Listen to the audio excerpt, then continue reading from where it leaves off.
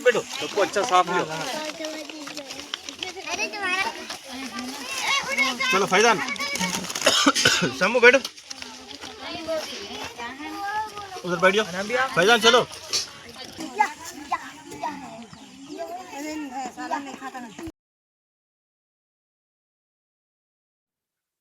ये एंगल डाल के इसमें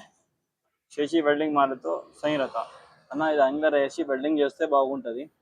చేసి ఎందుకంటే ఇది ఇరిగిపోయింది ఇరిగిపోతే ఏం చేయాలంటే యాంగర్ వేసి వెల్డింగ్ చేసిస్తే బాగుంటుంది అప్పుడు దీనికి ఎంత లోడ్ వేసినా ఇట్లా ఏం కాదు अभी वीडियो शूट कर रहा हूँ मैं अस्सलाम वालेकुम मैं ये ऑटो का काम करने वाला हूँ इसकी शेशी ख़राब है इसको कंप्लीट बनाने वाला हूँ